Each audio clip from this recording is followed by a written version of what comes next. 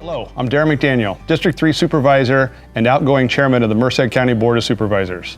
As we take on a new year of opportunities, challenges, and issues, I'd like to take a moment to identify some of what we've accomplished in the county in 2017. Progress has been made in many areas, including economic development, transportation, infrastructure, and employment. There is still a lot of work to be done, and we aim to carry the positive momentum we built in 2017 into 2018. Here are some of the accomplishments that we've made. The multi-year drought that plagued the Central Valley and other parts of the state came to an end this year, but was replaced by flooding in both January and February. The Merced County Office of Emergency Services Emergency Operations Center was activated for a 2-week period in February. Record rainfall flooded dozens of homes and extensive amounts of agricultural lands, while also causing infrastructure damage to roads, bridges, and levees. At the onset of the emergency, the EOSC was activated and staffed. Various evacuation warnings were placed as the primary focus of the response was on preserving public safety, protecting personal property, and maintaining infrastructure. Shelters were made available to displaced individuals during the emergency. Contact was maintained with the public, media, and elected officials through in-person visits, information centers, social media communications, news releases, and up-to-date 24-hour phone line information. Recovery efforts are ongoing.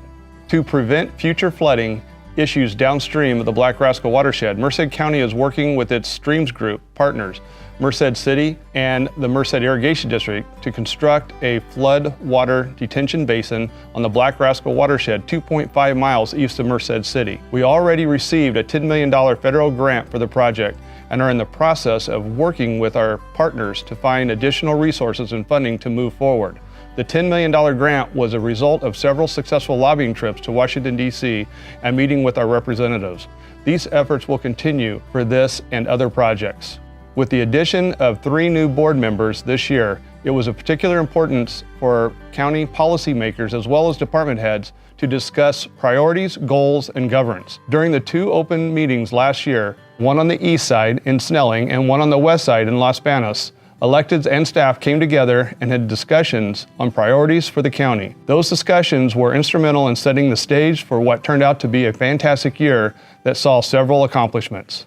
In October, the Board of Supervisors entered into an agreement with the Port of Los Angeles. That opens the door to significant investment and development in Castle Commerce Center and Castle Airport. The agreement formalizes relationships between the 2 entities and initiates several actions, including the development of a joint business development plan, conducting exporter outreach in the Central Valley, and collaborating to share business intelligence and work on prospective deals. When successful, this long-term strategy could turn Castle into a hub of manufacturing and would provide the Port of LA with a centralized location for importing and exporting goods. The agreement is the first step of many making this happen. Merced County took strides in improving its web presence this year. 3 new websites, one for the county, one for Castle, and another specific to economic development, greatly improved the public's access to what the county has to offer. On the social media front, several departments, including Merced County itself, grew their social media following on various platforms such as Facebook, Twitter, and Instagram, just to name a few. Expect this push for more web content to continue in the coming years. The passage of Proposition 64, the Adult Use of Marijuana Act, in 2016 set the stage for Merced County to review and adjust its cannabis policies in 2017. The new ordinance approved by the Board of Supervisors sets the number of personal grow plants to 6 per residence, indoor only, and prohibits commercial activity in the unincorporated parts of the county. It does, however, allow exception for medical cannabis deliveries coming from outside of unincorporated Merced County. The county also set in place safety requirements for those choosing to grow indoors. These requirements are aimed at protecting residents, mainly children, and include keeping indoor grows behind locked doors and away from common living spaces. This ordinance strikes a balance in the communities and addresses public safety concerns while it does ban commercial cannabis activities. It also allows for people to have personal grows inside the safety and privacy of their own homes, and being sympathetic to people who need cannabis for medical purposes, we include a provision covering that too. It's important to note that Prop 64 did not pass in the unincorporated Merced County, which is where the ordinance applies to. The county made significant progress on its energy retrofit project this year, perhaps the most visibly the solar structures that have been erected outside of the administrative building. The energy retrofit is a project taking place at multiple county facilities, consisting of solar arrays, converting street and facility lighting to energy-efficient LEDs, replacing old plumbing and water fixtures at correctional facilities, and replacing old HVAC units that are no longer serviceable or energy efficient. The total project cost is $14.6 million and was financed through a variety of avenues. It's projected that the energy retrofit project will save the county $32.5 million over a 30-year period. On the customer service side of things, the county's Development Services Center, otherwise known as the One Stop Permitting Center, was opened in June of last year with the purpose of offering a streamlined process for those looking to start or grow a business. The project brings together a variety of departments, including Planning, Public Works, Public Health Division of Environmental Health, and Fire, to improve customer services while quickly processing and reviewing applications. The Development Services Center, located on the second floor of Merced County Administrative Building, creates a central location to comprehensively address development-related topics and facilitate improved collaboration and coordination between county departments to result in enhanced customer service. A lot of additional work has taken place to improve ADA access and security for the county facilities. It's important to us that the public feels safe and welcome in our buildings. We introduced a new element to board meetings in 2017, prayer. Every month, a new supervisor is responsible for inviting a pastor to our meetings to offer an invocation. We're proud of this and the participation we've received from pastors across the county. Those who follow our meetings may have also noticed that the agendas are being published sooner. The purpose of this is to allow the public more opportunity to review the agenda and what will be considered during our meetings. And this year, we also started live streaming our board meetings through Facebook to provide more access for the community. Our region received a big win this year with the funding allocated toward Campus Parkway in the amount of $100 million and the Altamont Corridor Express, known as ACE Train, in the amount of $400 million. The funding was secured by Senator Anthony Cannella and Assemblyman Adam Gray as part of SB1 transportation funding package. We're also moving forward with efforts to build out the Atwater-Merced Expressway. This is a critical project that is bringing the future development to Castle Commerce Center. In order to encourage recruitment and retention at the Sheriff's Office, county staffed with the Deputy Sheriff's Association to increase deputy wages. The move already appears to be having a positive impact on employment at the Sheriff's Office. This past year, Senator Anthony Cannella and Assemblymember Adam Gray were successful in securing $4.5 million of state funding to address high homicide rates in Merced County. This funding spurred the creation of the Merced Violence Interruption and Prevention Emergency Response, otherwise known as VIPER. The program has been hugely successful, as was witnessed during a May sweep known as Operation Scrapbook, which led to arrests of more than 50 suspected gang members and the classification of illegal weapons and drugs. We would like to personally thank District Attorney Larry Morris, now retired Chief Investigator Pat Lenny, and Sheriff Vern Warnicki, and all other participating agencies that made this operation a success.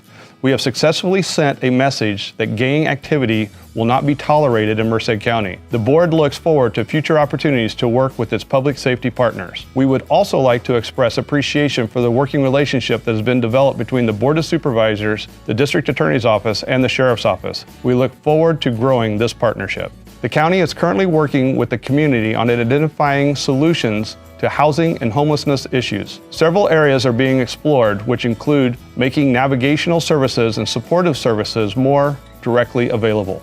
These are long-term goals that are still in the formative stages, but if accomplished, they would go a long way toward moving homeless individuals from the streets into the more stabilized lifestyle. The goal is to address issues with the homeless population from a holistic approach and oppose to a patchwork of various services and resources. Last year, Assemblyman Adam Gray was instrumental in securing $2.5 million to use towards the effort. Additional avenues to fund this type of project are being examined, along with the opportunity to partner with other local agencies. Unemployment has continued its year-over downward trend and currently stands at 7.8% in Merced County, which is down from 9.4% from a year ago. This is progress we can all be proud of, and it's a huge shift from the 20% unemployment rates we experienced only 7 years ago. We will continue working to drive this number down as we make Merced County a business-friendly environment. This year, the county took part in an effort to increase job opportunities through UC Merced's 2020 project, a $1.3 billion campus expansion that includes 13 buildings and supporting infrastructure. In order to ensure local job opportunities, the UC worked with the contractor to include stipulations for local hiring, apprenticeships, and partnerships with small businesses. Through this effort, the Merced County Department of Workforce Investment was able to step in and facilitate training for local residents and provide them with opportunities to gain employment and experience while working on the UC Merced 2020 project. We also worked to help facilitate opportunities for local subcontractors. This was a true win-win for the community. The board adopted a balanced final budget on September 12th of 2017. This year's budget continues a steady and cautious approach when it comes to ongoing spending in order to lessen the impacts of future economic downturns. We bolstered reserves this fiscal year in the amount of $6.5 million. Currently, our total reserves are only $1 million behind where we were at the pre-recession, which was $31.1 million. We also paid down unfunded liabilities in this budget. In order for the county to maintain its vision of creating a sustainable budget, it is important that priority be placed on long-term fiscal stability and a forethought in all budget decisions. And we're proud to report that the City of Atwater and Merced County reached a deal on revenue sharing, an agreement of how property taxes be split on future land annexations and developments. This deal ensures that Atwater can continue to grow and prosper while both entities receive proper funding to provide vital community services. 2017 was the first year in which we implemented policies and procedures around the district project funds process to increase transparency and accountability by those requesting and using the funding. Current allocations of funding for district project funds has been done away with by the board, but the policy surrounding the process will still continue to be used for the remaining funds carried over from previous years. I know all of that may seem like an exhaustive list of what we've done in the past year at Merced County, but in reality, it's only a snapshot of some of what has taken place. We're very proud of what we've accomplished and look forward to continuing the progress this year under the leadership of our new board chairman, Supervisor Jerry O'Banion, who, by the way, is the second longest tenured county supervisor in the state of California. Thank you for taking the time to listen, and I wish you a happy and prosperous new year.